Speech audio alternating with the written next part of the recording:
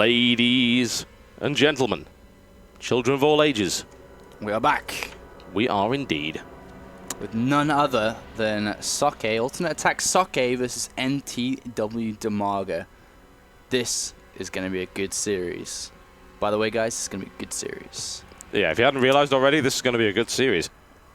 What can you say? This is absolutely going to be a good series. I mean, there's nothing more you can say. Now, you might have noticed that we are not playing in the order of the bracket. There's a reason for that. Yeah. Americans, basically. Damn Americans. Because we had to start this tournament earlier, because last time, if you recall correctly, we started SCI 3 at about 3 o'clock in the afternoon. Didn't finish till midnight or more later. Later, yeah. Oh, yeah, that was the time I got home, and as I was driving home, the sun was rising, and that was an interesting morning, that's for sure. I think I arrived home at like 7 in the morning. I'm like, pretty tired. No kidding.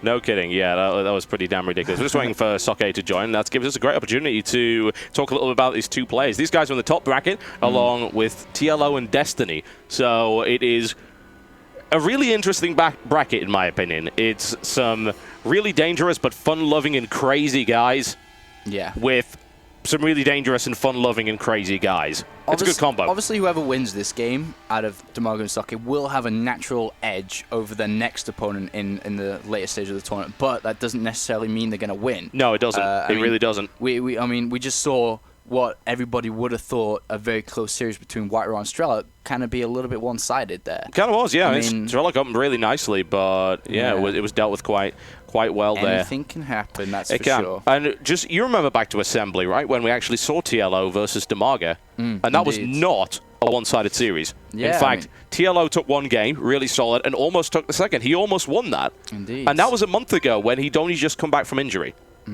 Indeed he is. And facing off against Destiny, if Destiny actually managed to advance there, I mean, that is going to be a very close series in itself. But let's say Destiny advanced and he played the winner of one of these two. I mean, Destiny beat TT1 in the MLG, the most recent MLG. TT1, a fantastic Protoss player. Very true. Soke, fantastic Protoss player, showing us the potential that Destiny could beat Soke. Equally, Destiny's beaten many, many different Zergs. He's trained with a lot Sen of Koreans as well. In a lot of customs. Trained with Sen, trained with customs, or played customs and played ladder with Koreans. He also has quite a nice Zerg versus Zerg as well. He does. So if he advanced as well, he equally has an opportunity to advance to the finals.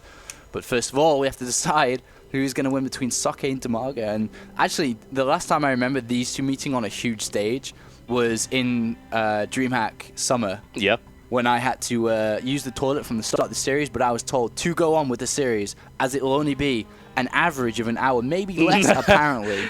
And each game was like 50 minutes. Yeah, I think it's actually the influence of Goody. Whenever Goody gets involved in any tournament, the tournament does lengthen. You've got to adjust for Goody median time, and you've also got to consider that loads of other players end up playing long games, even if they're not playing against Goody. We actually saw some ridiculous games with X-Lord, actually, as a prime example for that one.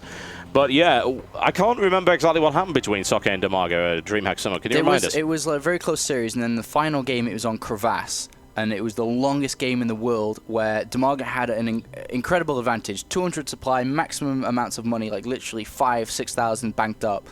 Sat in the middle of the map. Soke built up, crawled back, built like 15 Void Rays, Mothership, and everything. As you do. And then managed to max out, fully upgraded as well. And there was literally nothing Demaga could do against the army. It was whitewashed.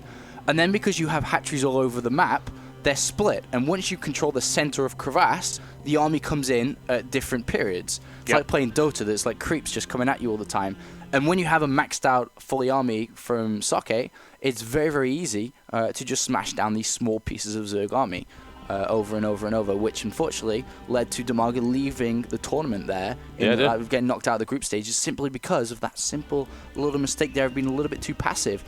But, I mean, Soke against Zerg, a great player. Probably not his favorite matchup. I think his probably favorite and best matchup is versus Terran. Yep. I think he's probably stronger there.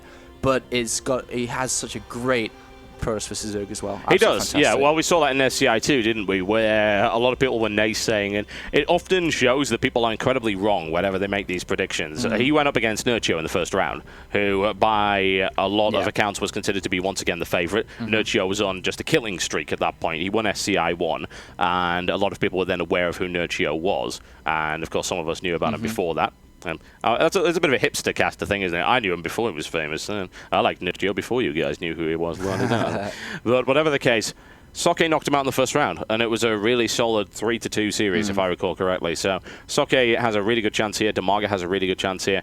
When they've met, it's been pretty much 50-50 between these two. There's very little in it, and that's good. And Soke's been playing really well lately, but Demaga's been on this just annihilation streak. He's taken 6 tournaments in August alone. I mean, Soke, to me, when I look at the name Soke, I see this crescendo of results, to be honest, because he started off just as a random Protoss player in Germany, was pretty good, but never the best. And now he's just got better and better and better. And I think one of his best results was probably when he finished 6th in MLG in Dallas. That was incredible. He played so well then. And ever since then, he's been playing so well as well. He has slipped up here and there. Like, he lost the World Cyber Games Germany versus Dark Force. But Dark Force is also a great player as well, which is very up and coming too. On the other hand, Demaga is a player, when I see his name, he just instantly prints, this guy is amazing. Like, it doesn't matter how much he plays, how little he plays. He does come off the radar. But when he comes back up, oh my god, does he go sky high immediately. He went off the radar for a long time in this year, to be honest. He was just playing cups here and there. And then all of a sudden, he comes back. Bam! By Assembly Summer, nails that tournament, wins that tournament. And ever since then, he's been riding his sky high rocket with these wins. Like you mentioned, 6 tournament wins in August alone. He is demolishing every single player at the moment. He's beating Stefano in Zerg versus Zerg now. Still close series, but nobody else can touch Demaga right now. He is so good. Yes, that is very, very true. Soke is ready, folks. He had to prepare, get everything sorted out. Just going to check if Demaga is ready, and then we're getting started. The first map is actually going to be ESL Metalopolis. And great encounter for both these players. Going to play, and I think the way they're going to play Soke's general style against Zerg is usually 1 gate expands. Like, it doesn't matter what map, like 1 gate expands usually. And then he likes to follow up with Blinks. He loves Blinkstalkers so much as well. And this is quite a greedy Protoss player. Equally, Demaga is a very defensive, a very passive and macro-based Zerg player. So we're going to definitely encounter some epic games for sure. Let's do it. Ooh.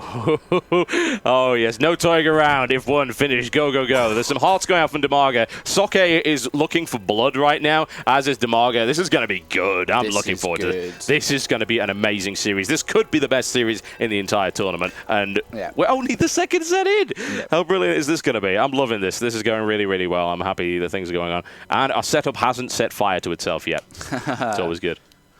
Not yet. And it's all working well. Yes, yes it is, with the exception of the fact that once again the scoreboard is the wrong way round. It has now been fixed, and here we go. Ladies and gentlemen, children of all ages, I present to you a scary man from the Ukraine. You may not wish to meet this guy in a dark alley at night, but if you did, he'd probably give you a hug. A hug? A hug. I think so. And then if you drop your wallet and you're feeling scared, he'd probably pick it up and give it you back. Yeah. He's actually a scary-looking man, but he's incredibly kind. He is a very, very awesome person. He is one of the most manner people in this community. And as a direct result, ladies and gentlemen, I bring you... MTW Mind Factory, Demaga. He is in the red trunks, and he is playing Zerg to the north of the Metalopolis in the close air position. And his opponent, the champion of SCI 2. Oh, and what a champion he was, playing an incredible series of games. One of the best Protoss in Europe, one of the best Protoss in the world, and of course, in his home country, an incredibly dominant force in Germany. Ladies and gentlemen, it is my pleasure to introduce to you your reigning champion. Alternate Attack Soke. He is in the yellow trunks, and he is playing Protoss to the east of the Metalopolis right here. So he's back to defend his title, and if he can, what a living he will make if he won every tournament in the SHOUTcraft Invitational. That is for sure, obviously powered by the community here. This is the Soke Invitational, the SHOUTcraft Invitational. I'd go with SHOUTcraft. I think SHOUTcraft. SHOUTcraft is... There's always this big debate about the pronunciation of Soke. Like, for instance, in Germany, it's Sock, or I believe Cat's Pajamas actually pointed out the correct pronunciation was Zocker. Yeah, Zocker. So, Zocker. But he's okay with being called Soke and things like that. The thing is, he's like the chillest guy in the world. He would be okay with you calling him Jim. Probably. Alternate Attacks Jim. Alternate Attacks Jim. It'd be the worst nickname in the world. Well, we've got this as Jimmy.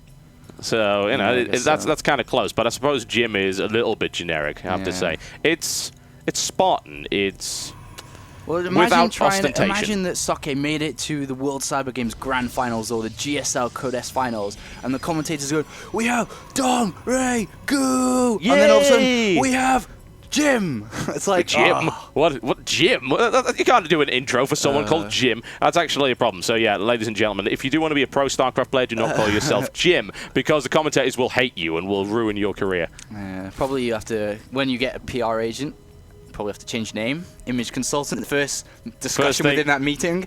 Jim does not intimidate anyone. Yeah, we must change Jim because it's not an intimidating name and the casters hate it. So there you go.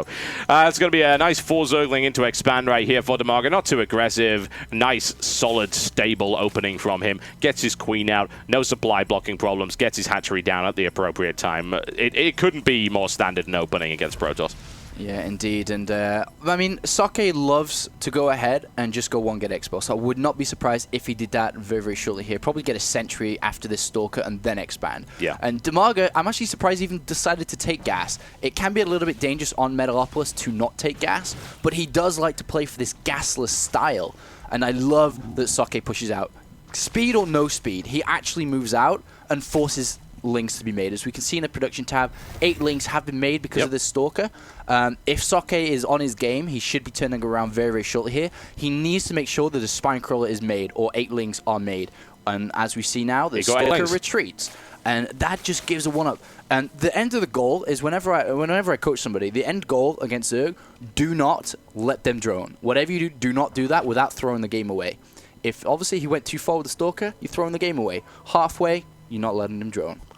Yep, that's exactly what he's doing. And Demarga did go for the gas, as I said, just to pick up that. And he's now mining it again after a break of quite some time. And needless to say, most likely looking for tech of some description or the lair. And Demarga looking for a way in. He's going to force the force field right there. Doesn't take too much damage. And he might just keep poking at this little wall off right there, just to annoy his opponent. Possibly force another force field. But Sake is an incredibly calm player. He's not going to be doing anything like that. Yeah, a bit of a nervous force field, though, I think. Initially, yeah. It's okay. I mean, it's not huge.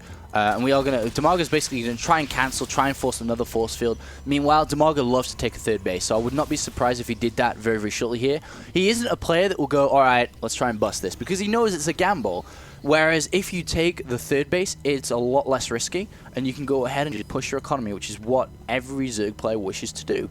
Meanwhile, Sake is just going to sit back on the defensive. Sake is also known for going for a Stargate too, just throwing that mid-game, Voiders out to try and deny that 3rd base. Meanwhile, we haven't seen the 3rd base going up yet, though. We are going for Roach Warren and Evolution Chamber. Interesting. The thing is with Demarga is he is a passive Zerg player, but if he sees an opportunity, he will definitely jump on it. He's not a bad Zerg player. He is one of the best. He will jump on weaknesses. It's interesting that we started off on Metalopolis, actually, because isn't this the map where the ridiculous 50-plus minute game in Assembly against Mana happened? I can't remember. I think it was. So many games, I don't know. Yeah, I think it was. And that game did go on for over about 50 minutes. I'm pretty sure they mined up everything. And Demarga with a little bit of a run by there, taking some damage. He will be able to make his way into the middle line and maybe the base, but Sake walling off with probes right there and the cannons up, so he's able to deny the scout. I mean, Demarga's trying to find out what's happening. There is a Stalker on patrol move, again denying vision. So Demarga's playing very safe, very defensive. He knows that this is the reigning champion. Sake is very capable of throwing down 2-3 gateways behind this and attacking with a lot of units. And then Demarga will not be prepared because he's droning quite heavily behind this. Meanwhile, he's going to start building units up now. He's getting 3 Spine Crawlers as well. The 3rd Queen is not creep spreading yet, which is interesting. A little bit of a mistake there from Demarga. Meanwhile, we are seeing now the Twilight Council being added on. There is that blink which will be coming in. And he's kind of ignoring the robotics facility at the moment, which is what Sake does. Yeah, he is not really big into this whole early robo thing. He'll get hallucinations when necessary in order to scout, but he's feeling pretty comfortable right now. Doesn't think that there's anything crazy coming in, and for the most part, he's right. It's going to be a +1 melee attack upgrade, which is fairly common, honestly. You might think, well, why would he build +1 melee when he's building roaches? And I'm sure Apollo can give you the answer to that. Well, I mean, he has Lings, right? So Lings are always going to be able to pick off buildings and structures, 3rd Nexus, 2nd Nexus, whatever, really, really fast with that upgrade. If he wants to dedicate his entire army to roaches, then he'll get +1 missile attacks. But he is going to be very heavy in Lings, which probably means he want to go down Infestor route or something like that. So I wouldn't be surprised if we did see that. Meanwhile, there's the very late third from Demaga, playing so cautious, unbelievably cautious in this game. Is really tiptoeing on ice right now. Meanwhile, there is the +2 coming up now for Soke. There is Blink on its way. And as soon as +2 and Blink is up, he'll start harassing. He'll start poking around the map because he does have that mobility. Yes, he does. And there's a macro hatch on the way up as well for Demaga. And it'll be interesting to see what kind of macro buildings we get in this tournament, because I was watching Destiny stream yesterday, and he went for the infamous macro Nexus.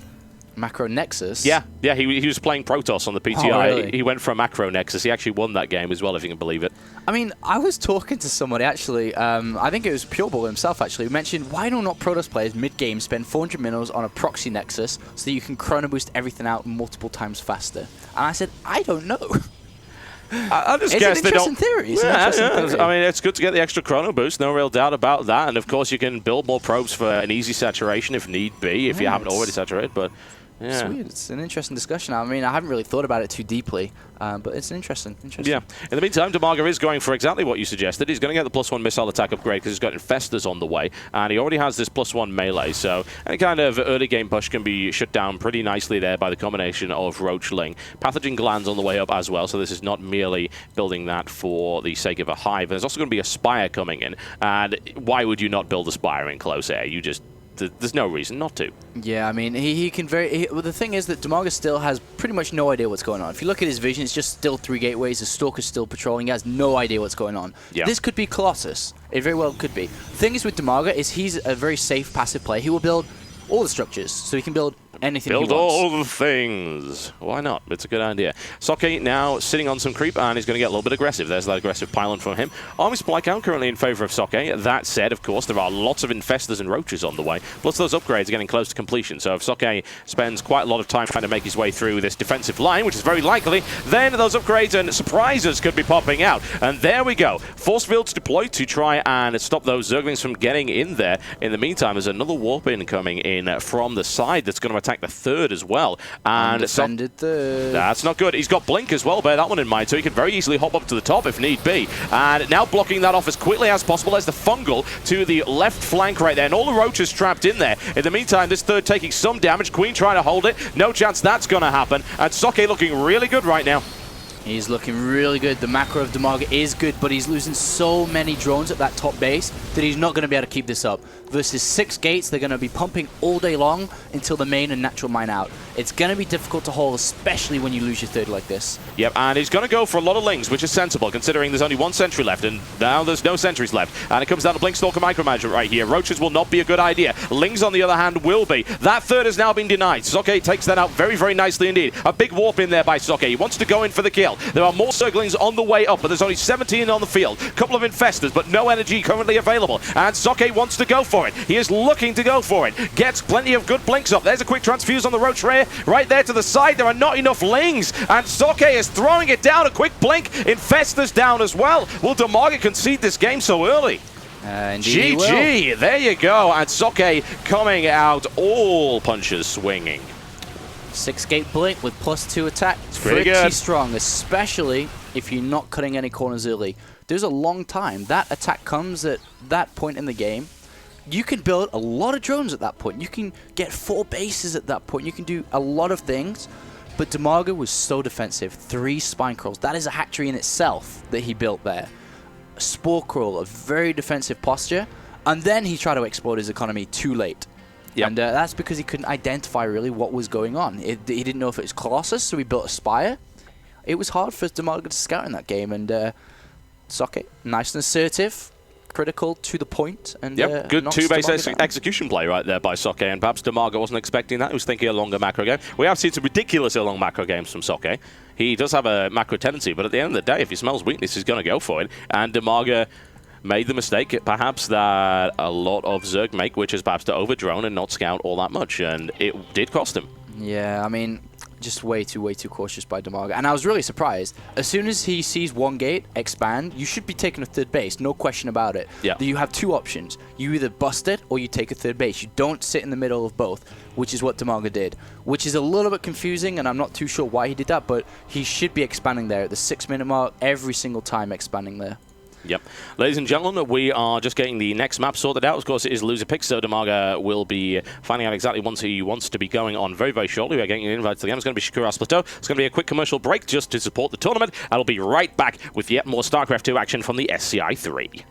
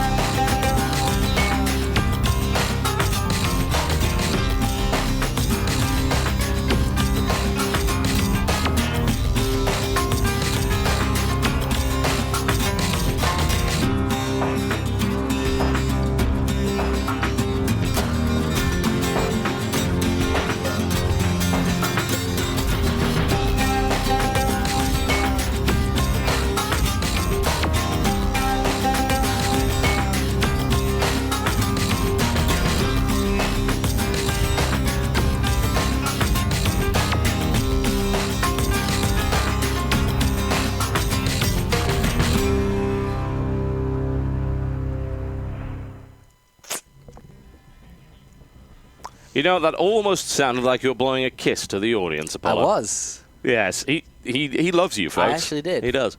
He was actually drinking. Luckily from for me, there's no webcam today because I haven't shaved. I was in a rush. Got messy It's hair. probably for the best for me as well. You know, I got a shower about 20 minutes before the stream went on there, so I haven't combed my hair, I haven't shaved, and I've got bags under my eyes because I've only had about 2.5 hours sleep. It's a luxury there's no webcam for us today, but I'm having a feeling, I'm getting the spider sense that I can see SHOUTcraft Invitational later once having a webcam, which I'm starting to get a bit scared about. Yeah. I can see a backdrop behind us as well. We do have a backdrop. Yeah, Yeah, I that can see backdrop was that. actually used in the. You remember that infamous video on YouTube? It was me teaching Lisa Nova how to play StarCraft, and then Day 9 subbed in for Lisa Nova without him telling anybody, and he mothership rushed me. Yeah. Bastard. What a horrible man. The funny thing is, I had him as well, but we were playing on the novice had version. Day 9, did yeah, you? I had him. We were playing on folks. the novice version of Blistering Sands. You know, with the rocks across the map. Yeah. If those weren't there, I would have killed them before the mothership because I Thor rushed. Day 9's a bitch like that because he did that to Husky as well. I'm Yeah. sure I've seen the video he as did. well. Yeah, he right? did. I think the only person that managed to beat him was Sai. I think Sai managed to beat him in that. But Really? yeah, what a sickest. That's the worst smurfing I've ever seen. yeah, exactly. Pretending to. Well, in that case, he was pretending to be a blonde. Hot blonde, I suppose. Which Did you see the video with Day 9 on the Mario Karts thing? You haven't seen that yet? No, I didn't. It's probably for the best. Yeah, it's quite a recent It's just video. like I try and take Day 9 serious, and then he keeps doing things like this. I'm like, oh, Day 9, stop it. I can But no, be a Day secret 9's weapon, awesome. man. I'll be a secret weapon. Indeed. Any other future show matches which may revolve around Day 9 surprisingly coming in? Yeah, we swap give us a you for call. me. That's like right, it's actually. I wish I could talk about it, but I'll hint at it. I'll drop some hints. There's a show match with me coming up quite soon. Really? Yeah, it's going to be quite the thing. It's going to be another Alright. charity show match. You know where the backup is. You got my phone number. You start losing that series, you give us a quick call. I might have a Hellion working by then, so I can drive up without any problems and sort you out. I'll play straight up, man. It's as straight up as I play anyway, and there definitely won't be any As proxy long as I BCs play going normal and just build a battle cruiser.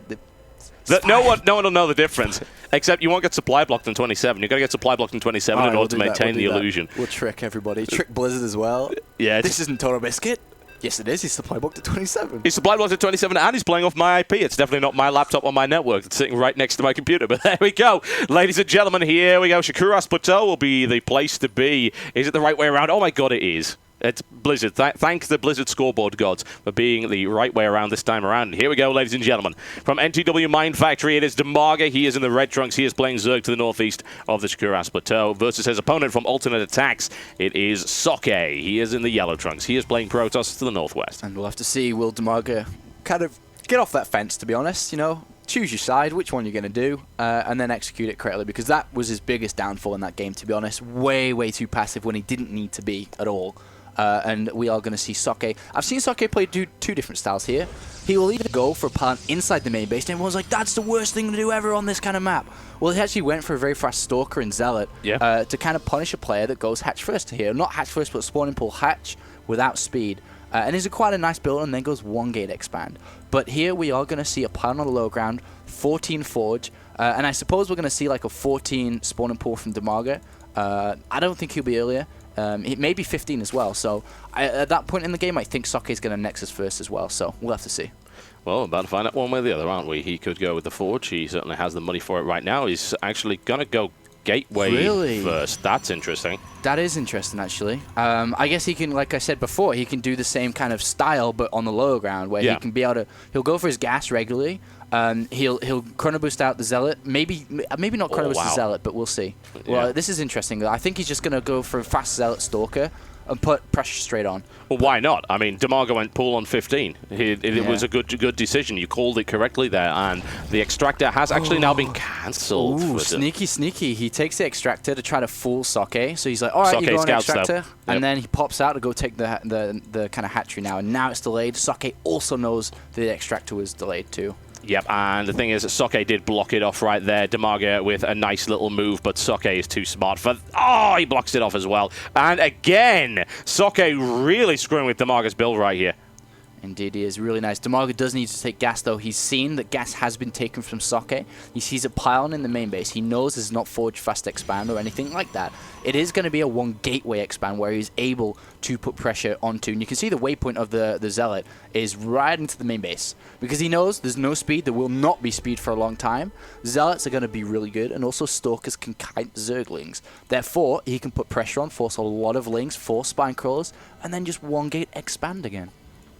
Dangerous, and Demago not looking in a great position initially, but just bear that one in mind, folks, that it's not a disaster if your hatchery gets delayed. It's not going to kill you completely. It's certainly a bit of a pain, there's no doubt about that, but it's nothing that a player like Demago can't come back from. Always bad to call it early GG just because some probe denied your expo for 5 seconds. Yeah, and we do have the chrono boost of the Stalker now. Demago sees it with the Overlord too. He knows what's coming. And the best way to deal with this, he's just going to have to get speed out as fast as possible. He's going to have to build a round of Lings now. And you want to be building about 8 to 10 Lings against the Zealot and Stalkers as well.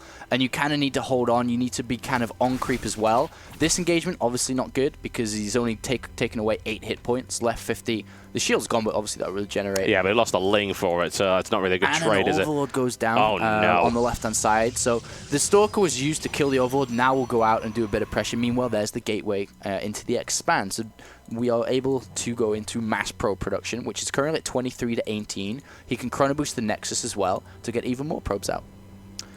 Looking really, really good for Soke right now. This was a good expansion decision. Of course, getting that Stalker nice and early means that you can deny the Overlord. And most of these guys, I would imagine, who are playing on this map and not expecting that to happen, will he take the Zealot down? Yes, he will, with the assistance of brave little drone over there. The problem is that Soke does have this Stalker right here. Doesn't have quite enough Lings to kill it either. Now he does, and he'll need to try and flank around. If it can actually surround that and stop it from getting away, that'll be absolutely perfect.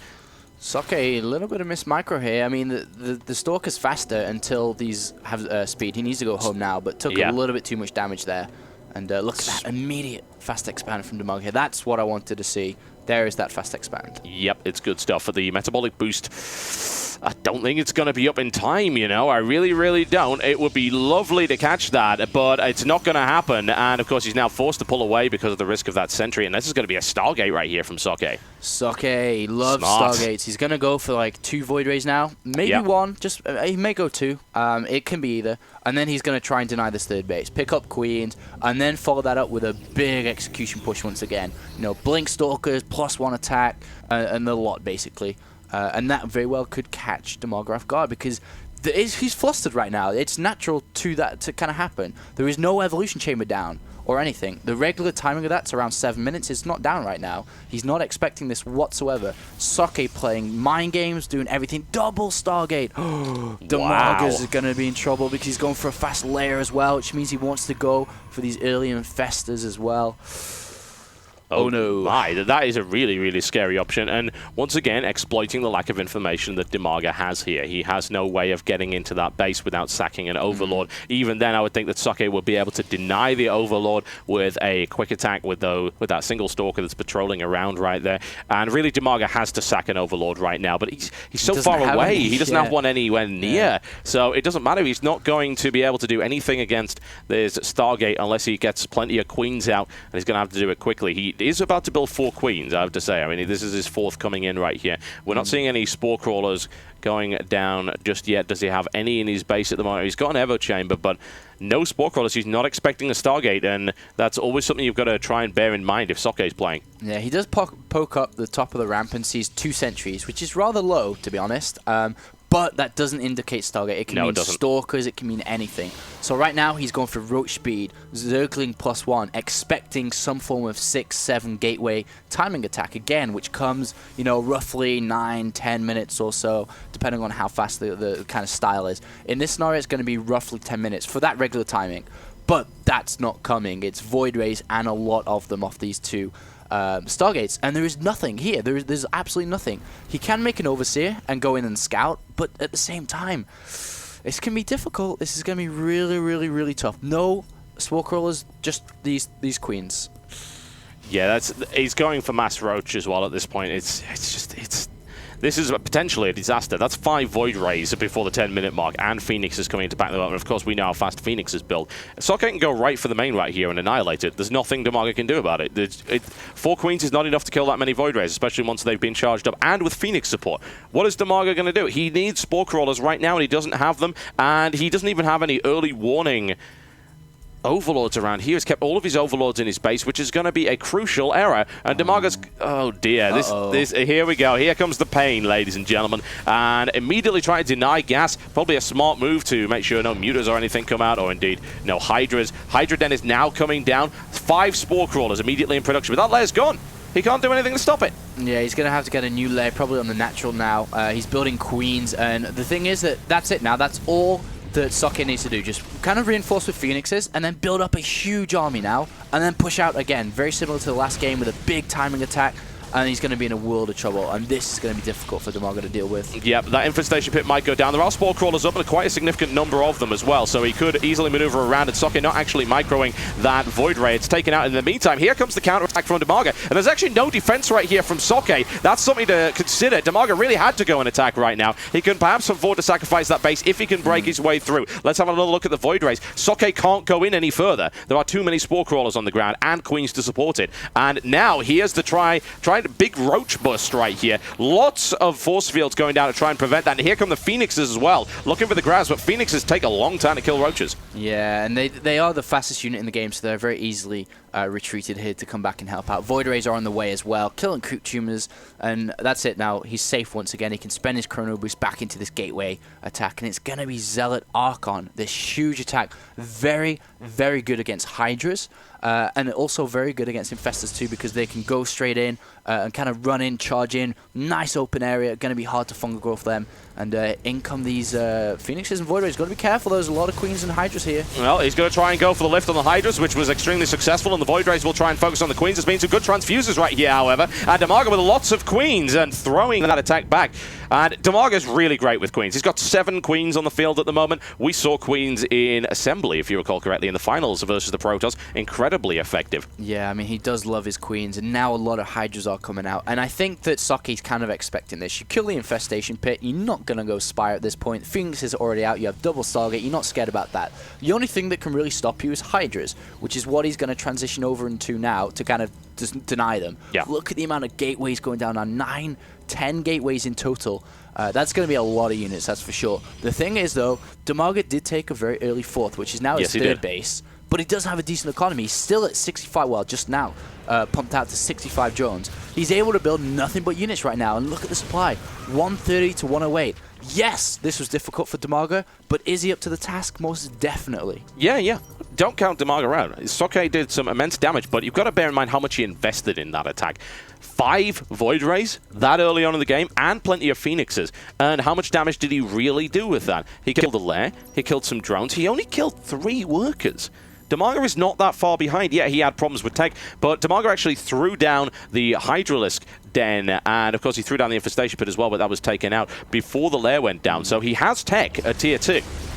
And now Soke finds out about this base, which is probably the the worst way to find out about it when it's saturated and a long time away. Hydras are going to come in and clean these up as well on creep. Yep, Hydras on creep are quite nice. However, Soke with great micro, able to get out of that nice and easy. And you've got Soke taking this third down here as well. So this is actually quite even at the moment in my personal estimation. What do you reckon? Yeah, I mean, it's looking pretty good for both of these players now, especially with taking Soke's third. He still has the Phoenixes and Void Rays. He didn't lose them, which is the biggest thing. So they're still going to be used in the overall fight. Meanwhile, Damarga is starting to pump out a lot of units. He's got 63 drones versus 57 probes.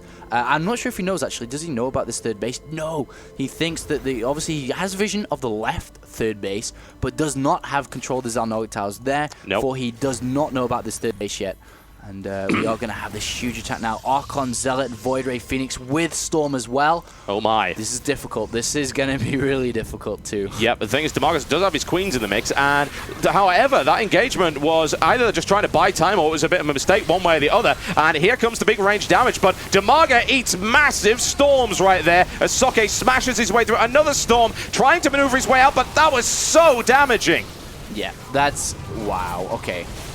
Okay, Totalbiscuit. Christ. This is dirty. This is a massacre. This is dirty. What can you say about that? This is not looking good for Damarga. Damarga now reinforcements like off 10 gateways as well. That's a lot. He doesn't even mind from this third base. Doesn't even care about it. GG. GG, ladies and gentlemen. Soke takes the second game in a row.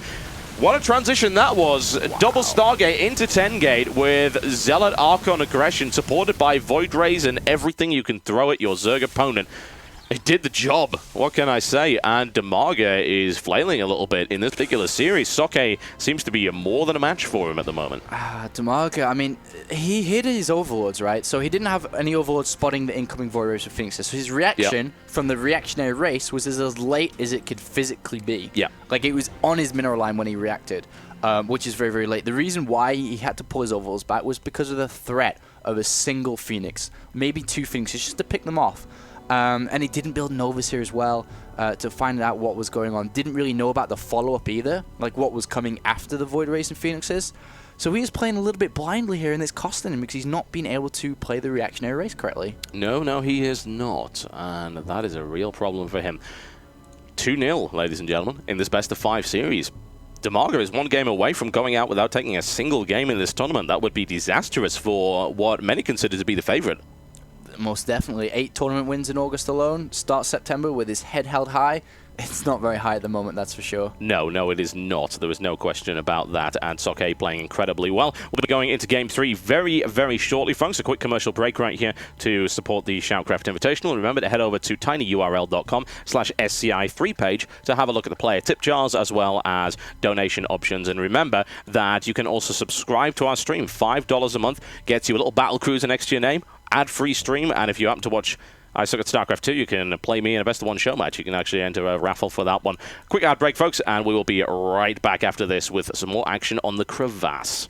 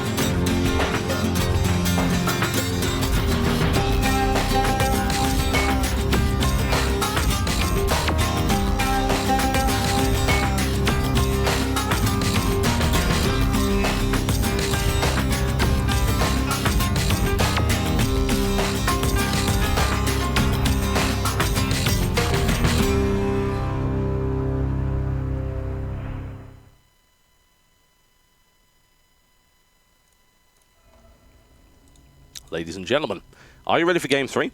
These guys certainly are. They are indeed. Both of these players are ready to go. And obviously Damarga, you know, not playing to his best, I don't think. Not playing the same as we saw him in Assembly Summer. No. But at the same time, I always do say that there is nothing anybody can take away from Soke. He is playing so good. Like, unbelievably good. Even though he didn't really maximize the damage output for the investment he made with that double Stargate, the follow-up, the execution, the assertiveness, what can you say? What can you say? You can say that he did incredibly well, and he did. And people need to stop underestimating Soke, because that makes them silly people. Ladies and gentlemen, I bring you from MTW Mind Factory. It is Demaga. He's in the red trunks playing Zerg to the northwest of the crevasse. Of course, Demaga's choice, loser picks, versus opponent from on Team Alternate Attacks. It is Soke. He is playing Protoss to the northeast. And what a comfortable position that Soke's in right now. 2-0 up, has a 2-game cushion, can do whatever he wants now. It doesn't matter. He can literally do anything. It can be proxy 2-gate. It doesn't matter. And that's going to be a great feeling to have a 2-game advantage against such a formidable opponent like Demaga. And I'm sure he's feeling confident. And the reigning champion, SHOUTcraft Invitational 2 champion, all guns blazing this tournament. Absolutely incredible. And why not? Might as well. Come out swinging. Make it a little bit scary for your next opponent. And this really was the part of the tournament where Soke could have very easily gone out. There's no real doubt about that. Very strong early opponent.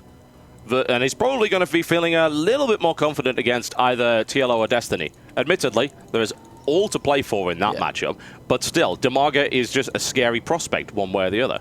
And look at this. Soke has got balls of steel. He's just going to go ahead and Nexus first right now. I mean, that's what happens when you have a game advantage. You can do anything. And it doesn't matter if it fails, you have another game. If it fails, have another game. So he's going to go ahead and Nexus first now. It's a great thing to do anyway on this map. It is a little bit of a gamble, but again, he scouted first. He saw there was no early spawning pool. He saw there was no form of aggression early on. Therefore, why not Nexus first? Might as well. You might as well. And Demaga's scouting has really been his weakness in this particular tournament, and Soke has had no such problems. He's known exactly what his opponent's doing at pretty much every given time. And we are going to go ahead and get this gateway up now. Probably. It can go Forge. It can be either gateway or Forge. Doesn't really matter. He can go Forge just to make sure he is safe. Just get a cannon behind it and then war off with the gateway next. Either's okay to begin with. But it's such a great advantage already simply because his build was better than Demaga's. The pressure's on Demaga because eventually when he decides to go ahead and scout, which he hasn't done yet, very, very late on actually, you know, oh, what's this probe doing? I'm like trying to think about what Demaga's going to do, but I'm like, what's Soke going to do here? He can build a pylon here, he can just leave it and then go scout later on. He's got a lot of options here, but Demaga very, very late with the scout here, just using his lings, and it doesn't even know where Soke is. It could be top right, could be bottom right. Yep, he has reacted appropriately, I have to say, by only building 2 lings instead of 4. So he does have a little bit of an edge in terms of his economy. But the thing is that his opponent's already ahead of him. That's already finished. The hatchery is about to complete, but Soke got that Nexus up first and is proof against this kind of attack. A Ling, will it find it? Yeah, it could. Yeah, it could. He's got to be a bit... Oh, it's a shame he turned around. He could have actually got in there, but he wouldn't have really learned a huge amount. And I have to assume, if I were Demaga right now, I'd assume there's got to be an expansion there. There's just no question that there isn't. The question is, when was it? I wonder, could he have learned anything from the timing of that cannon on that gateway, or...? Not necessarily, no. He doesn't know when it went down. He knows it has gone down, otherwise wires are forged at the front. Yeah. So he does know there is an expansion. He doesn't know the precise timing of it, and does go ahead and take that third base, though. So he is going to go ahead and be nice and greedy, pump those drones out for as long as possible. And at this point, if we just think back to Metalopolis, when we saw a very fast expansion, he had 3 spine crawlers down, he had an evolution chamber and a spore crawler down nice and early. And this is a lot better. This is what we want to see from Demaga, going ahead and pushing his economy high. He's going to be built nothing but drones right now for a very, very long time. He may cut at 50, build a few units, just a cushion in case there's something does come, and then he will continue back up to 70. And as long as he gets back up there to his comfort zone, well, any Zerg's comfort zone, I suppose you could say, he's going to be feeling a lot more comfortable. That's a pretty quick layer tech coming in right there from Demaga. Without any gas, well, just a single gas take, and he hasn't got double gases, so again... Well, it is the rich, it's the rich Vespene geyser, so he is a little bit safer to do that. And he is going to go ahead and grab both of these gases now as well. So he is going to build nothing but drones. He is going to mine gas at the same time now, though. But we are going to see probably Infestors once again from Demaga. He does realize and does like to use them. You can go Spire as well against Protoss. It can be a little bit gimmicky, though. Still pretty good, but we'll have to see. I'm pretty sure his chosen path is going to be for that Infestation Pit. And we are now looking at 37 drones, about 341. And another round comes in, but look at this. That is a lot of gateways, ladies and gentlemen. That is a 7-gate in total right there from Soke, who will be looking to punish this fast third from Demaga. And this could be a really early end to Demaga's tournament run. Yeah, and we have to find out now, does Demaga stop building drones at 50-ish? I mean, he's at 46 now. That's okay to stop. He doesn't know really what's going on. It can be anything once again. He doesn't have a scout around, no overlord around once again. I mean, look at his vision. Just the links, that's all he has. An overlord at the south location. Has no idea. Is he going to build more drones? He's building more drones, which is starting to get a little bit scary. Oh, dear. Spinecrawler does come up, though. But these 7 gateways are about to come into effect. +1 attack is about to happen. Can Demaga hold for his tournament life? You know what people were saying before this tournament? That Protoss was the... Oh, no! Soke, what are you doing? Well, at least the upgrade finished. And then cancels his own warping right there. Not perhaps thinking that one through, but never mind. That's a bit of a dirt moment. It actually gave Demaga a few more seconds, and you never know, it might help. That is a lot of spines coming up, but still, he's got no units on the field, and this aggressive pylon is in a perfect position. He's got a lot of gas, but no units. He's going to go for Infestors now.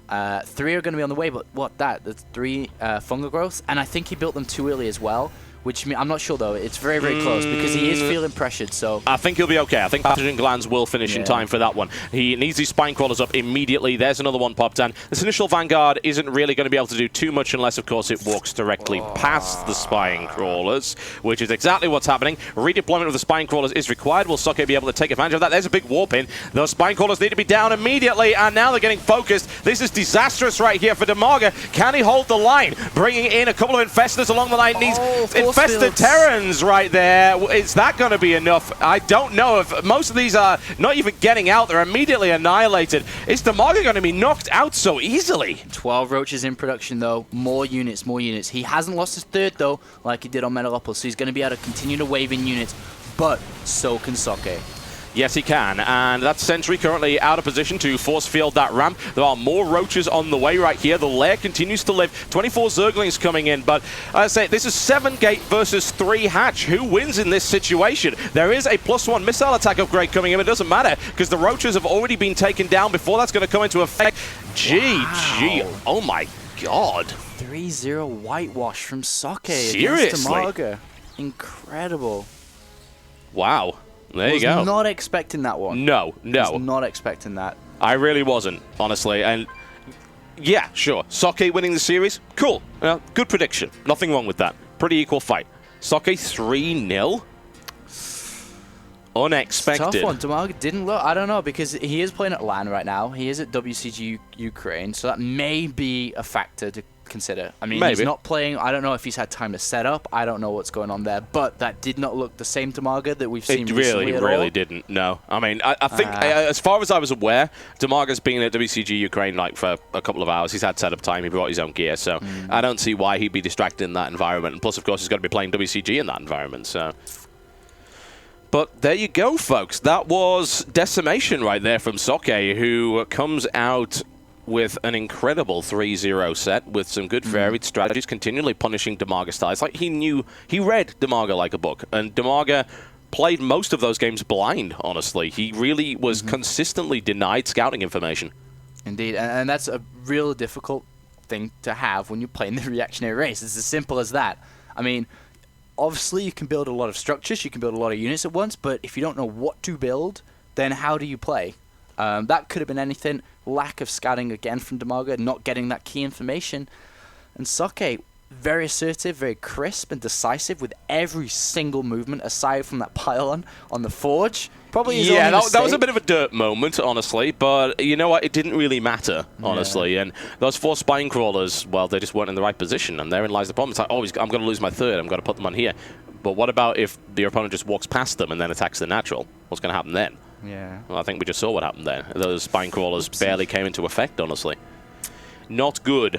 The decision to go Infested Terran was interesting as well. The thing is, I suppose he didn't really have enough fungals to do any real damage. The problem is the Infested Terrans didn't do any damage either. It's like he'd go ahead and fungal growth. The shields regenerate anyway after, because he only had 3. Yeah. And even at that, because fungal growth works like fungal growth, wait, fungal growth, wait, fungal growth, and he doesn't have time. He has to put Infestarians out. He has to try to just make sure the Spinecrawl's finished, make sure they're attacking. But unfortunately for Demaga, nothing could save him. Doesn't matter if in Fungal Growth, Infestarians, if any units pop there. 7 gateways plus 1 attack, very crisp and sharp and fast. Nothing aggressive. you can do. Nothing you can do there. Well, there you go. Soke had Demaga's number and is now looking... it's why he was one of the favourites to begin with, the former champion of SCI2, but that is just really powerful play there by Soke. Scary powerful. Stop underestimating Soke. Just stop it. I think it's just proven why that's a bad idea.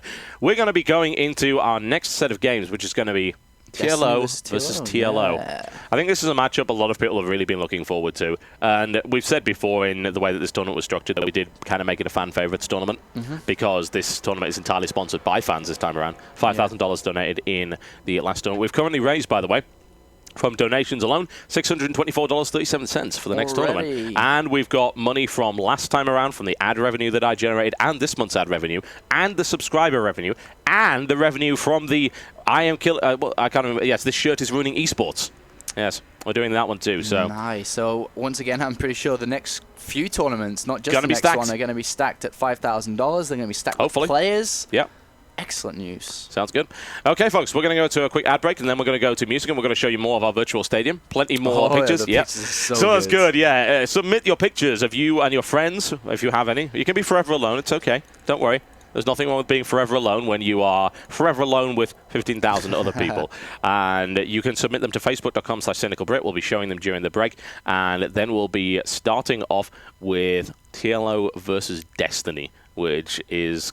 one way or the other, that match cannot be a bad series. That's gonna be such an entertaining series. Yeah, it may not be like the highest skill caliber, but it's going to be hilarious. But it's gonna be good. That's definitely gonna be good. That's what really matters, folks. People having fun in the SHOUTcraft Invitational. That's what we want to see on the virtual stadium wall. So make it happen over at facebook.com/cynicalbrit. There are prizes to be won. Ad break, folks. My name is Totalbiscuit. And I'm Diapollo. We'll be back once we are ready to give you the next matchup in this so far dramatic tournament.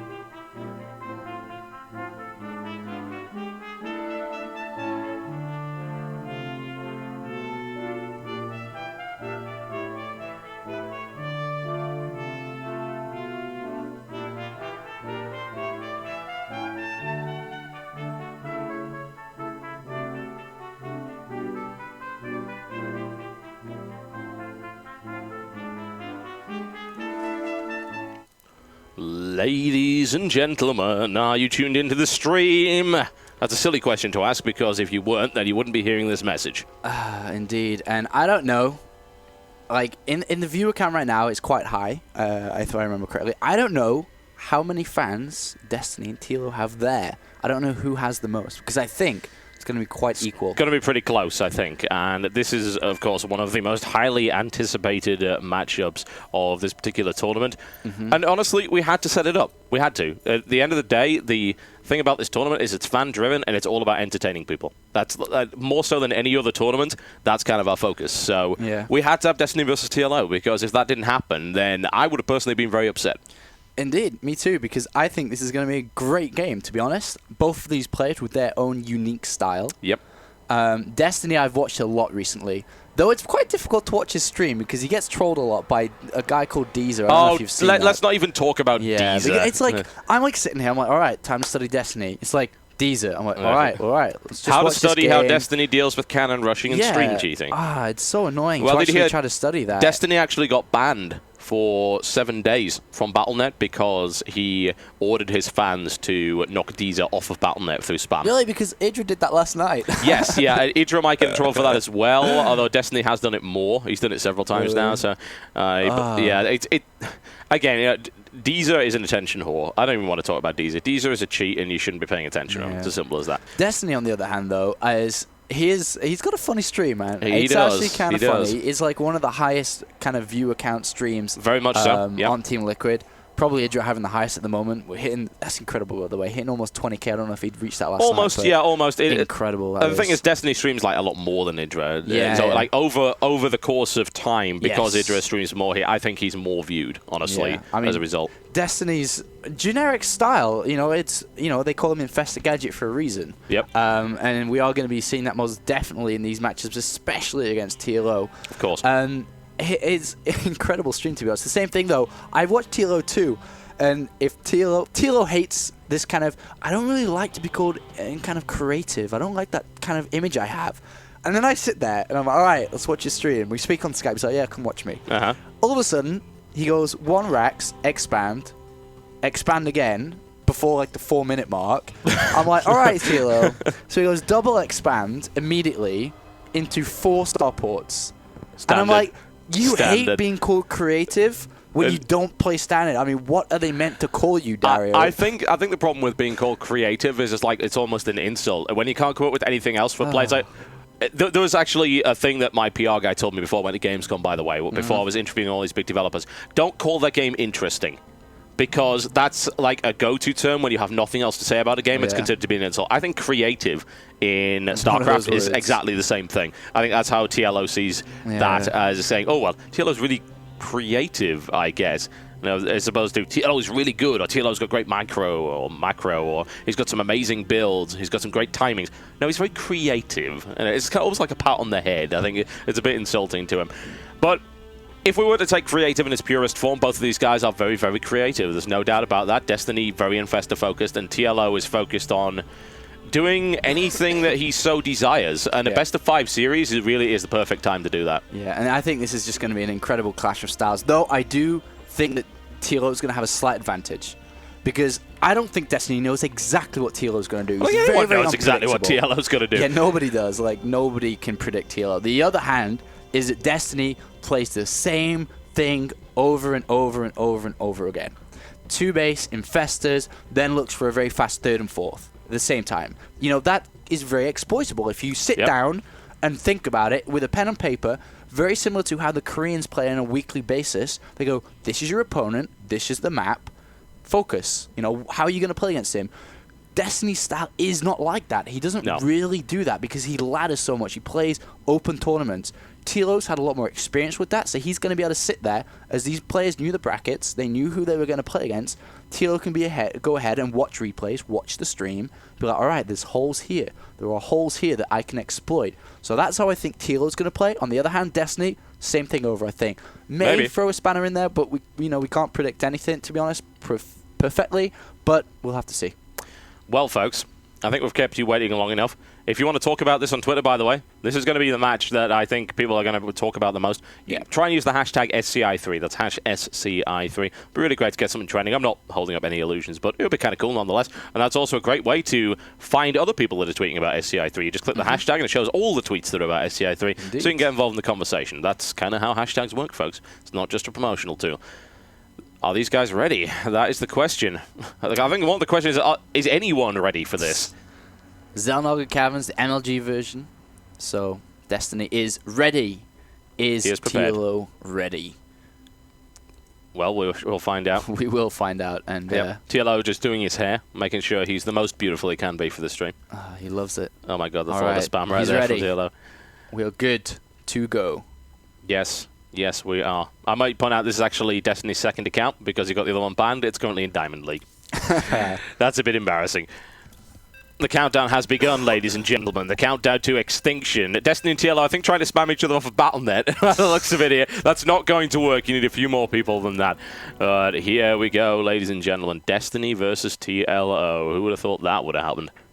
And, well, I don't think anybody, because these two players don't really play the same tournament. If they do, it's They don't MLG. play on the same server. They don't play on the same server. MLG, open bracket, would be the only thing that these two players clashed in, and that would be hard to do. Yes. Now we are going to see them in the SHOUTcraft Invitational. This is going to be amazing. Yes, indeed, it will. There's no real doubt about that. Ladies and gentlemen, here we go. Oh, wow. I can't even believe I'm having the yeah, see, Destiny is actually they were going on about the spelling, weren't they? He's gone for the proper spelling of honor there. I'm impressed. I think there may be BM, there may be some pretty awesome stuff going on between these two. No, this is going to be great. This is going to be good for the chat logs alone. I'm liking it. Ladies and gentlemen, it is my absolute pleasure and honor with a U to introduce to you our first player in this particular series. He is to the northeast. He is playing Terran. You may know him by many names, but we know him by Team Liquid, TLO. He's in the red trunks to the northeast. And his opponent, infamous, without question, one of the most infamous people in the entire StarCraft 2 community, competing, I believe, in his first major invitational. Will he be able to deliver, or will he fall merely by the wayside? Ladies and gentlemen, I bring to you Stephen Bunnell II, Destiny. He is in the yellow trunks playing Zerg to the southwest, and an entirely standard opening by TLO right here, pulling a barracks about halfway across the map. Yeah, completely standard. You know, Dario, you've got a nickname for a reason. And what a great name Destiny has, by the way.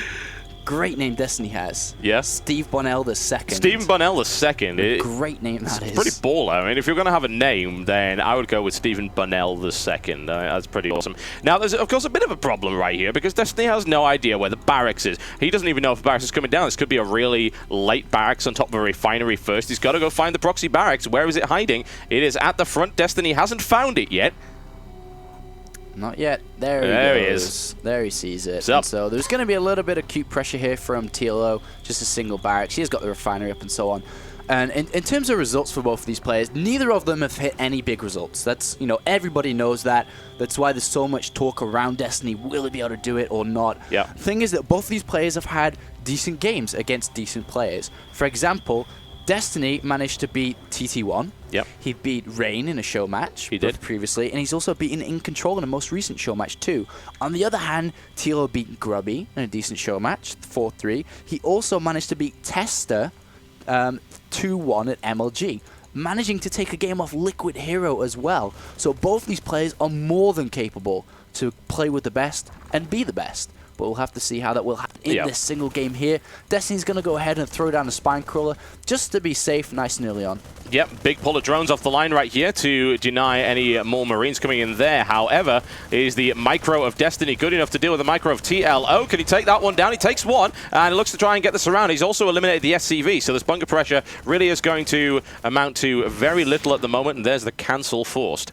3 drones were killed then by a single few Marines. Just not a bad. single barracks is a pretty good start considering you're going for this factory. TLO did take off gas for a very short moment there and has just gone back in as well. So he went to the factory, 100, puts it down, then goes ahead and back into gas. And as you can see, has got the command center because of that.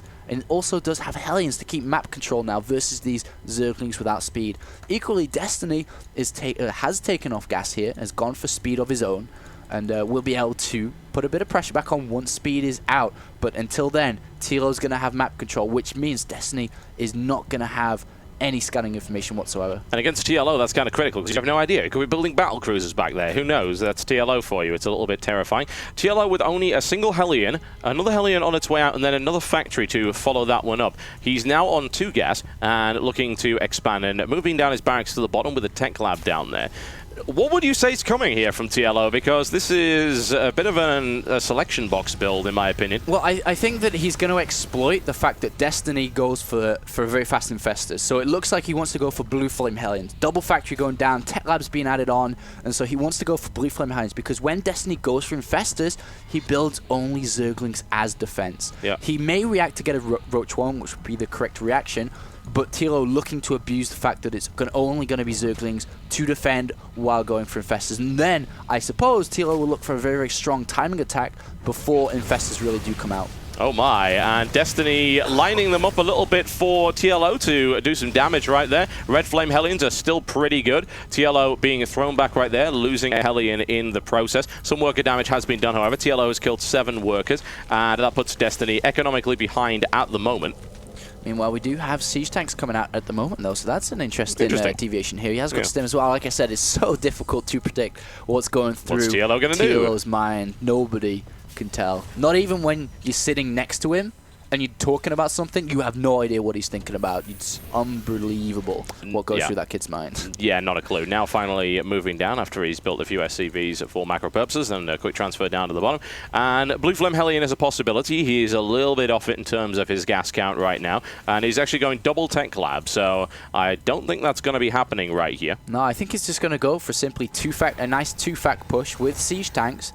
As soon as he gets maybe 5-6 tanks, he then will look to push out. But, you know, once again, I've never seen Tilo play this style before. He is going a very mech style with getting, obviously, double factories. We'll probably want to add on another one very shortly and immediately grabs double refineries. Meanwhile, in Destiny's base, we are still not at layer, which is really surprising. This is not like Destiny. No, it's not. I mean, he's very late with his layer. He's not rushing towards infestors, and maybe he has done a bit of homework himself. Maybe he's playing a little bit unpredictable, like many people would have thought he would have played here. Well, he's known his matchup for a week. We gave all of the guys their matchups a week in advance to allow preparation to make sure we got the best matches. It's as simple as that.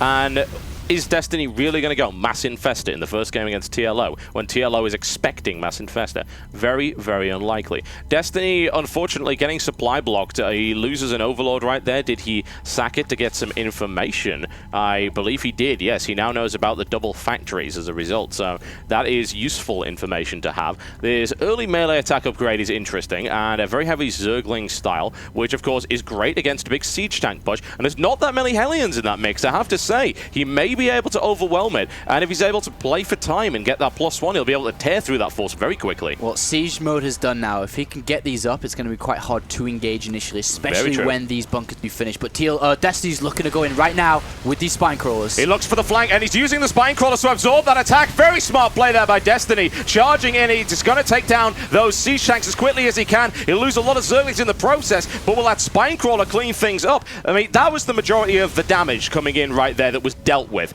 And yeah, he's going to have to pull his drones off the line there, but TLO can no longer actually reinforce this line. The bunkers are not going to go up. Looks for the surround right there on the Hellions. He takes one, and he takes another. Can he get this surround and take a few more? It takes a couple of Marauders out as well.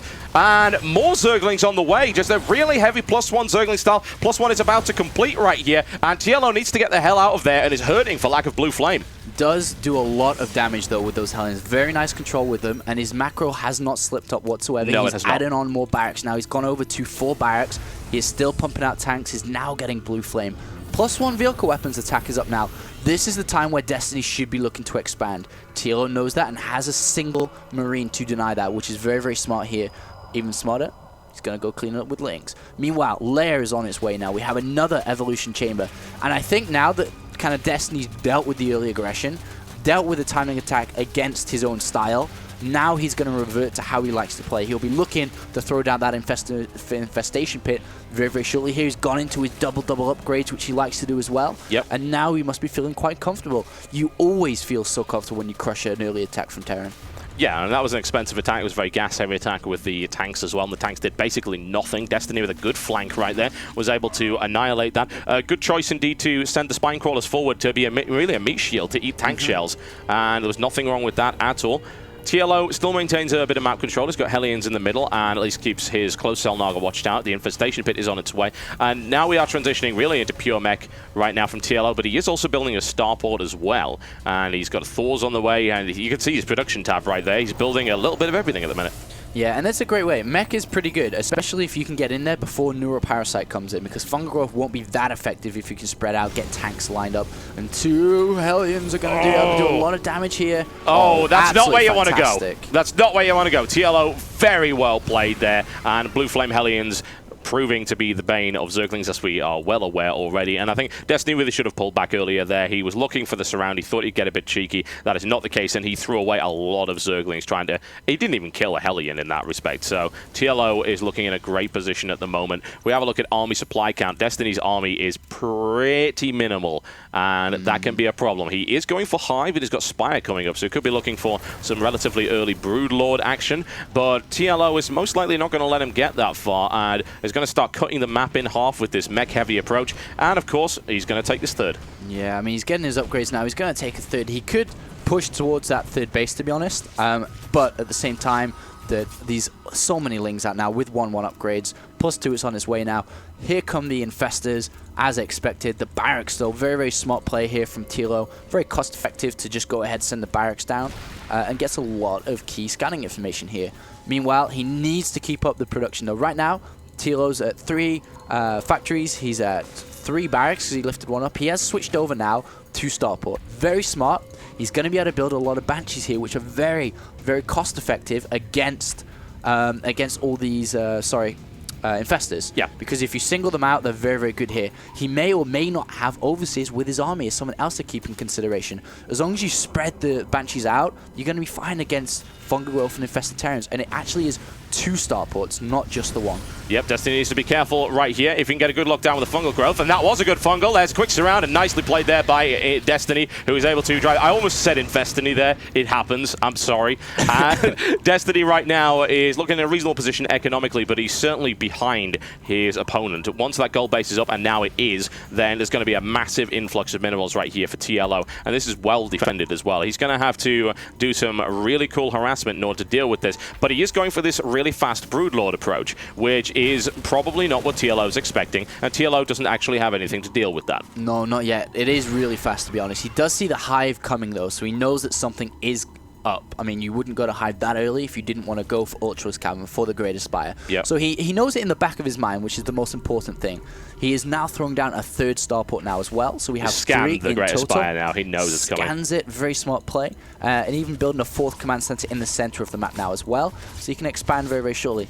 In come these kind of cost-effective Banshees now. Cloak is up. He's going to try and pick off as many Infestors as he can. Yep, and he should be able to do just that because there is no Overseer on the map, and that's a little bit of a critical mistake right there, and he's going to realize that. Unless Destiny, of course, gets a really, really good Fungal Growth, which is a possibility. However, that's nicely spread out there. There's the Fungal. He actually Fungals all 3. The problem is he doesn't really have anything to follow that up with, except those Corruptors. Unfortunately, they're now decloaked. The thing is, TLO is actually very low on energy on those Banshees. He needs to back off. Doesn't want to lose too many. And in the meantime, massive rollout forward from TLO, who is able to siege up and is going for the 3rd. That's a lot of Zerglings that get thrown away right there. Oh, wow. That was a massacre right there. And Destiny unable to defend his 3rd. What an absolutely incredible attack. That was so smart from TLO. Picks off the Infestors, goes in before Broodlords, snipes the 3rd base, can easily retreat now, take a 4th base, yep. Build up the Viking count. Very, very intelligent play there from TLO. Very, very smart indeed. Yeah. And that hurt Destiny a lot. Yeah, it did. And he also forced the cancellation of the Broodlord. So actually 3 on the way. He was forced to cancel to get Corruptors out to try and clean up those. So there are very few of them. He sacrificed his 3rd. He's now taken another up to the top right here, which TLO does not yet know about. There's still some Banshees on the field for TLO, and army supply count. I mean, TLO's army is massive in comparison to Destiny at the moment, and that's something you really need to consider. Destiny cannot get into any kind of direct attack situation. There are now Vikings in the way as well in order to deal with those Broodlords, and that attack was perfectly timed. It delayed what would have otherwise been a very unpleasant early Broodlord push. Yeah, very smart play from TLO here. But this is Xel'Naga Caverns. It is a very favored to, well, it's more favored to Terran than it is to Zerg, that's for sure. It's very difficult for Zerg to kind of play here. And once again, the third base is going to be sniped. We have a Banshee scouting the top left as well. So we have a cancelled hatchery in the bottom right, and we have now drones under attack now from this Banshee.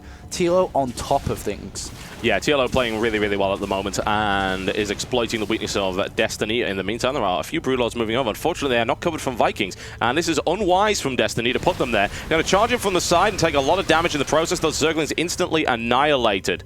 And he's going to pick off this hatchery. A single Thorn. Banshee don't care what is there. The hatchery is going to go down. Will Destiny be able to save it?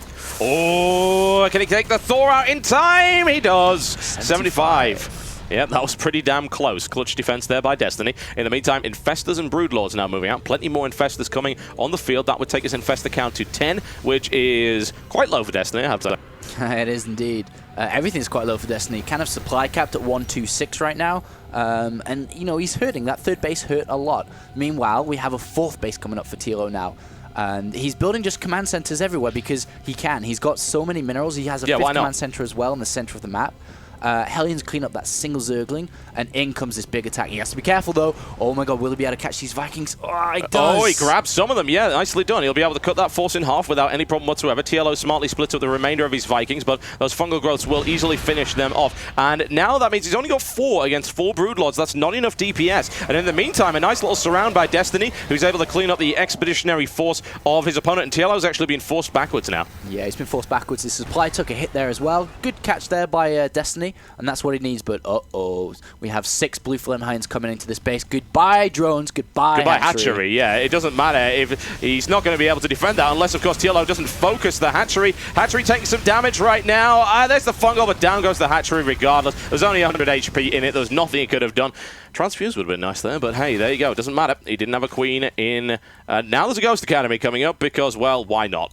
Yeah, I mean, get rid of these Infestors. He doesn't kind of... I mean, he was looking to finish the game with that push out, but as soon as those Infestors start the Vikings, pretty dangerous. And trademark Yeah, here we go. Yep, a bit of Infestor harassment. That entire mineral line now annihilated by nicely placed selection of fungal growths, which takes his work count down to 60. Vikings moving in right now, and TLO looking to try and get a good hold right here. Another Cloak Banshee doing more damage to these Infestors.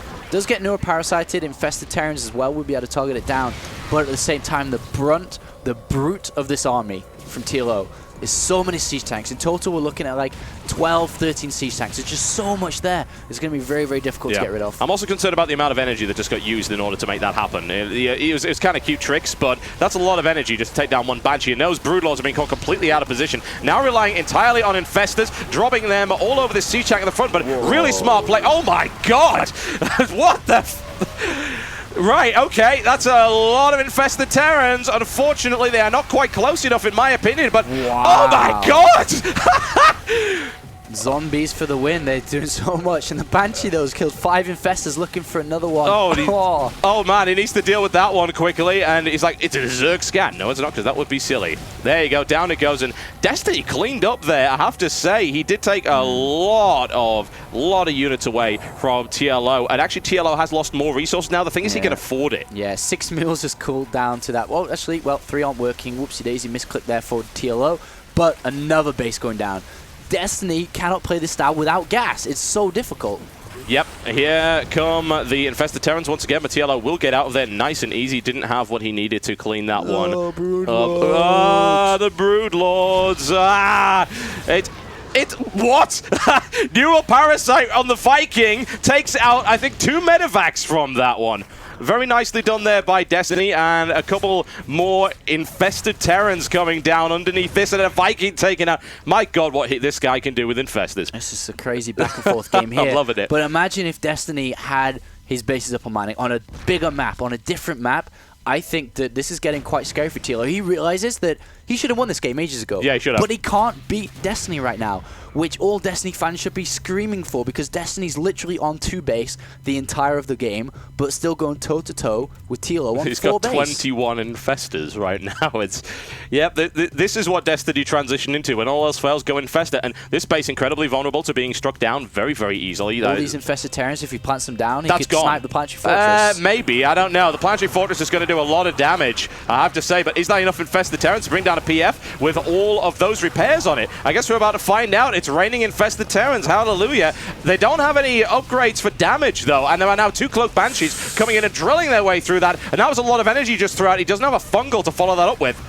But the thing is, though, that these infestors are going to build up that energy back, and that does go down for TLO, and now we're looking at TLO virtually on the gold base alone. Destiny has the supply lead. He does. Incredible. I cannot believe that. That's a good comeback. I have to. You know what I'd like to see from Destiny actually right now is to actually research Burrow, because he could have saved so many infestors, or at least forced scans in order to bring the infestors down. And it seems like, oh look, he's researching Burrow. Nice one. That was good. It's pretty good. Pretty good, yeah. Like projecting that through the internet, yeah. He's a bit of a time traveler because oh my god, the fungal! Vikings. That's a major fungal. And let's just do a neural parasite as well, just for the hell of it. I would like to see a neural parasite on that Banshee. Banshee actually doesn't have any cloak energy, and there's some melted Banshees for you. Delicious when put with infestors. Unfortunately, Destiny losing a lot of infestors because Burrow's still not up. That's expensive.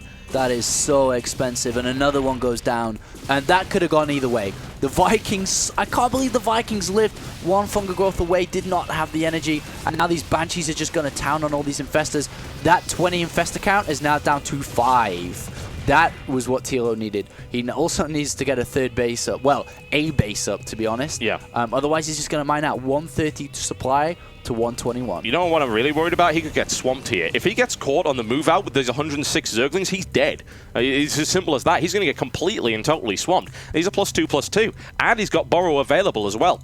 All sorts of sneaky things could happen. Burrow is now finally completed. I say it was too late for Destiny. It really, really was. I don't like to see that. He's going to try and catch the transfer. There is a ghost there, sniping off as many Zerglings as I can. I think it's going to get eaten alive right here. TLO's long-distance mining operation has had a little bit of a hitch. Yeah, 24 SCVs versus 38 drones right now. So Destiny is in the lead. He has the economy lead. He has the unit lead right now.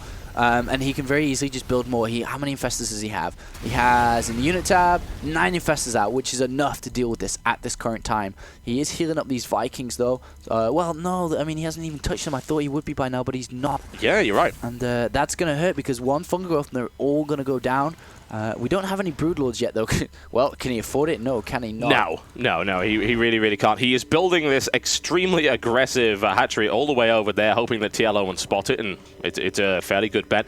I'm not keen on these Vikings moving around like this. I'm really, really not. Oh, never mind, he finds it. Town to it, but the infestors are on the way. We have an Overseer as well. 2 Mutilas are going to clean this up, though, with that Overseer. 1 Banshee goes down, and now the next. Vikings are on their pursuit over, but still, you know, the brute army from TLO is gone.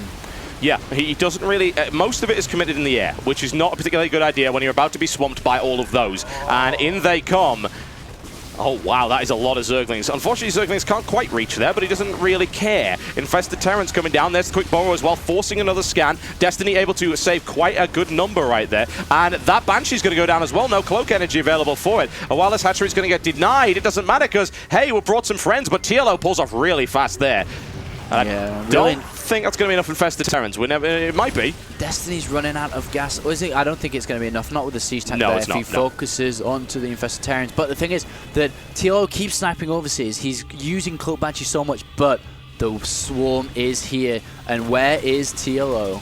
Well, TLO is trying to defend against this with Vikings, because that's really all he's got right now. These 2/2 Zerglings making short work of upgrades and making short work of production facilities as TLO is running rapidly out of money. There are Zerglings all over his base. He's forced to lift off that command center right there. We'd love to place somewhere. There's an EMP going down and a second EMP, a neural parasite on the Ghost right there. The Ghost is not going to hurt that tank too much, and in come the Banshees once again. It's going to pick off these infestors, and somehow TLO manages to survive just about. They are both playing so broke right now.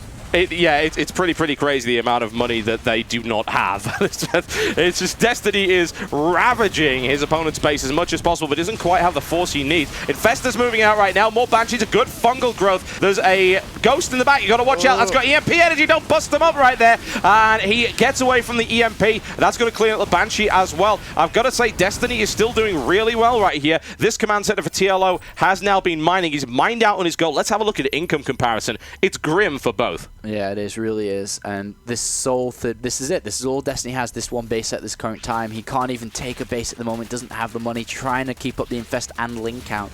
And as long as TLO can keep Destiny away from this gold base, he should be okay. He can keep sniping stuff, but infested Terrans, there's just too many, I think, now for TLO. We look at the unit tab, 18 now.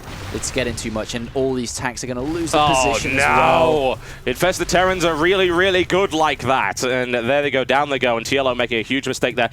You can't afford to lose 5 tanks at this stage of the game, especially when your economy is so battered. His ground forces are almost non-existent. He's sitting on 6 siege tanks. He's got a Raven, useful, certainly, 8 Hellions, and 11 Vikings, which are proving to be absolutely useless. They were all built in reaction to Broodlords that they, of course, never came. Yeah, and he can't do anything with them right now. He needs to try and keep them alive, because as soon as they go down, in come Broodlords, and the game goes right out of hand. Yeah, he must maintain air control to prevent that. He may be able to land here, but the thing is that there's creep connected to this back base, so he's got to be careful. Yeah, he really, really has. TLO going down to do some damage to the hatchery. Will he be able to take it? Will he have the damage for it? The Infestors moving out. There are still 18 on the field. Zergling's now moving through. It's looking very, very low. 200. Dropping below it. 100. Health. Can he get it? Down it goes. So close to stopping that from happening. Manages to kill that base, which is, again, a great advantage for TLO, but the gold base is on its way now. He is mining, though, from this back base, which is great for TLO. He's going to be able to keep building units, Banshees are incoming once again. If he can keep Destiny off this gold base, he's going to be in a good position.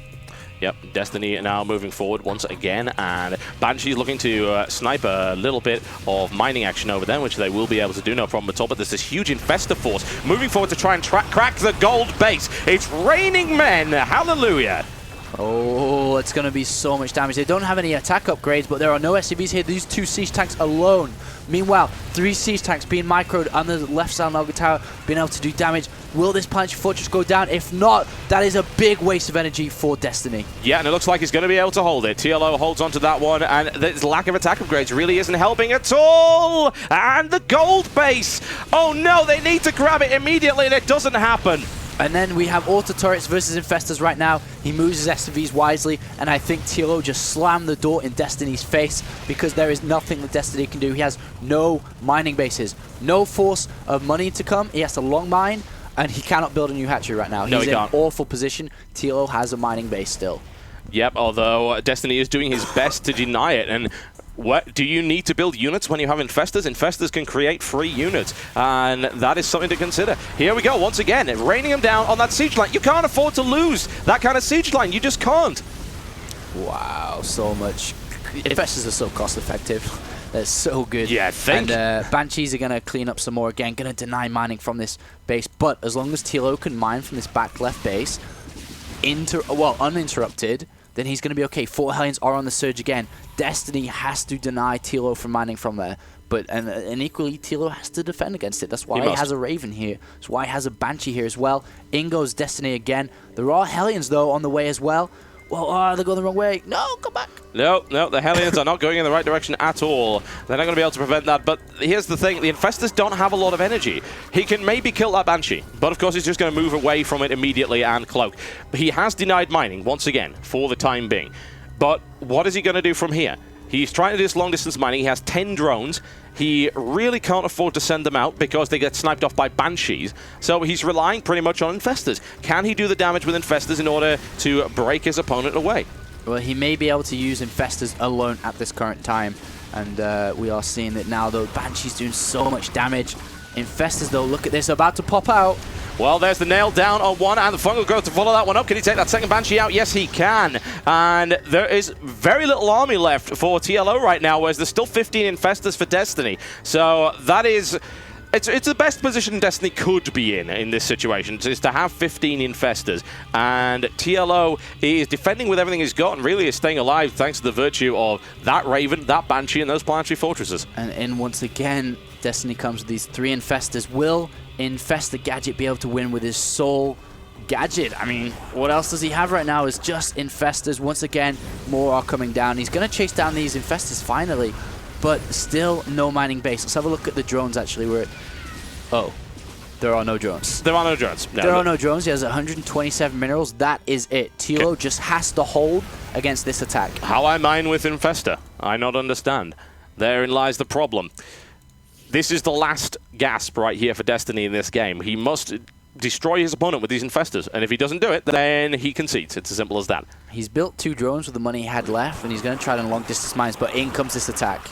Yeah, lots of infested Terrans coming down right now. The thing is, TLO can afford to sack this base as well. As long as he has a mining base and his opponent doesn't, then he'll be able to continue to build units. And yeah, these infested Terrans are going to do a lot of damage, but you know what? I think he really, really suffered from lack of upgrades here. If he'd actually gone for attack upgrades on the range much earlier, this would have been hugely effective. As opposed to what it is right now, it's not as effective as it should be. Yeah, Destiny long-distance mining with 2 drones right now. He's doing a lot of damage here, and in come these Banshees. He needs to spread them out not to get fungal growth here. And in comes the rest of the bulk of the army, to be honest. He doesn't have any energy left to actually really follow this one up. And therein lies the problem. Hellions now cleaning it up. GG, ladies and gentlemen.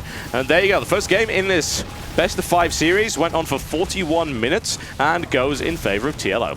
Wow.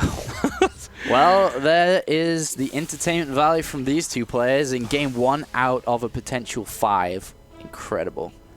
Yeah, Who didn't expect that one? No, that was rather interesting. I like the attempted transitions right there, but because TLO sort of forced him back into a corner, he went back to Infestors. And at that point, yeah, he did loads of damage. He was very, very effective. But TLO started to get better and better and better at dealing with it. And that's a real risk, because if Destiny keeps falling back on the Infestor style, which a lot of people do believe that he will, then he's going to run into a position where TLO will counter it solid every time. And he's already lost 1 game. He can't afford to lose another, and he can't afford to be forced back into this style, which TLO is going to very quickly adapt to.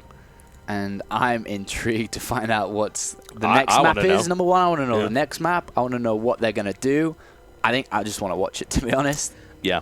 What can you say? That's exactly what I want to do. So we're going to go to a quick commercial break, folks. We're going to change server. That's what we do in SHOUTcraft Invitational to make sure that lag is as, well, less of an issue as possible. So the next match will be played on the EU servers. That one was actually played on US, and of course it will be Destiny's map choice. We'll be back after an ad break, folks. Watching SHOUTcraft Invitational 3, TLO versus Destiny.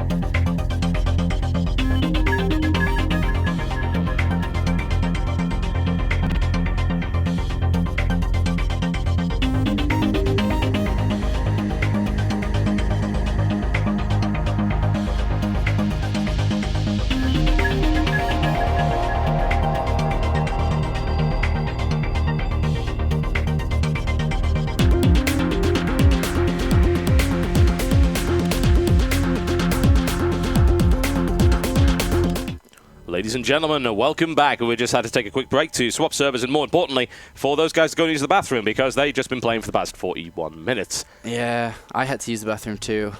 Weak bladders.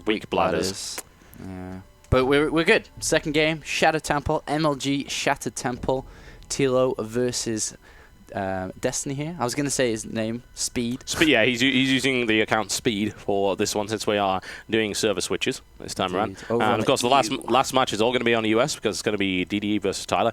You know, I'm really looking forward to that one. That's going to be good as well. I mean, I'm loving all these matches, every honestly. Game's good. It is good. In its own little world, every game is good. Has its each own skill caliber, each own fan base. Yep. Absolutely fantastic. Speaking of fan bases, we've got about 24,000 viewers on the stream right now. Not bad for day one, considering the Americans are just waking up.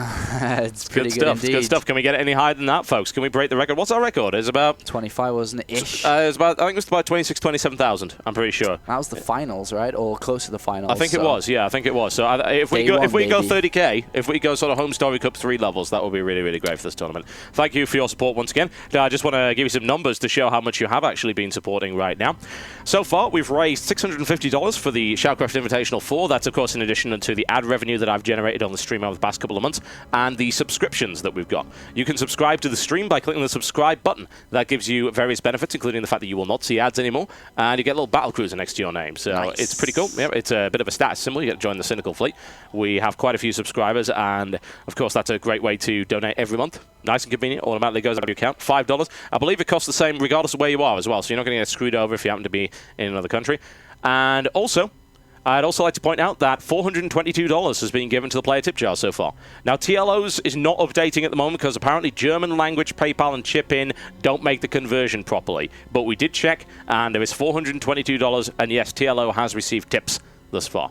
And he might be receiving many more if he continues along at this particular line. Indeed he will. Yep. And a lot of people have been saying, oh, well, you know, Soke is going to get free ride through this. But I think they forget. 2 weeks ago, WCG. Soke versus TLO, 3-2, incredibly close series. And he's had a chance to practice since then. You know, he's been practicing the entire week for this tournament. So I think TLO's versus Pros is pretty good. Yeah, it is. It really, really is. So I don't think anyone's getting free rides to this tournament. That ain't happening. Are you ready for game 2, folks? Let's go. The only people getting a free ride are you guys at home. Let's make it happen. The countdown has begun. I love that sound. I would like to sound actually. Yeah, I should wake up to that sound, man. I should put that. I should have that as my alarm. That ding ding. It's got to be better than my current alarm, which actually says that you jump out of bed. Yeah, pretty much. My current alarm actually makes me want to kill myself. It's pretty horrible, and that is not exactly intentional. But there you go, ladies and gentlemen. I bring you. It's not Speed, folks, although he will most likely be building Speedlings. We shall see. He goes by the name of Destiny. He's in the yellow trunks. He is playing Zerg to the east versus his opponent from Team Liquid. Currently 1 game up in this best-of-5 series after an excellent game on Zelnaga Caverns. I bring you Team Liquid's very own TLO. He's in the red trunks, and he is playing Terran to the north. And I love the way that TLO did exploit the fact that you can there's so many timing attacks that you can use against Destiny, and the way that he snipes third bases, which is why Zelnaga Caverns is not that favored for Zerg players. It used to be one of the most favored maps out of everything. Yeah, it did. And then Metalopolis took over because it's a lot more generous to those third bases, which is what Destiny suffered against in that single game there. So here, and these kind of positions, you're going to be expanding away from each other. Therefore, Destiny's going to have a lot easier and better time here. And we have a double SCV movement coming out here. This could be double barracks in the center of the map, the exact same time, which would be 11. And this is very aggressive opening from TLO here, really pushing Destiny's boundaries. And why not? You might as well. You've got 1 game up, and you are known as being very unpredictable. That's exactly what he's going to be doing right there. That's a rather extreme version of the Macarak strategy, I have to say. Double 11 barracks right outside your opponent's natural, and look at this. Destiny's going for a hatch first here. Oh no. Ooh, this could be dangerous. And once again, TLO playing on the fact that he hid the barracks the first game. It wasn't a double barracks. It wasn't indeed full amount of pressure. It was just single barracks, few Marines, little tickle with a feather. But this one's like a jackhammer. He's not playing a game. He's playing a best-of-5. It's as simple as that. And that's the psychology that comes into play. And he's thinking, must be another proxy barracks. No, this is a double proxy barracks. He is fooling his opponent. And he's taking gas as well. I mean, he could cancel the refinery and just go back, or he may build it and not mine from it because he doesn't need it as of yet, and will be pumping out double Marines now.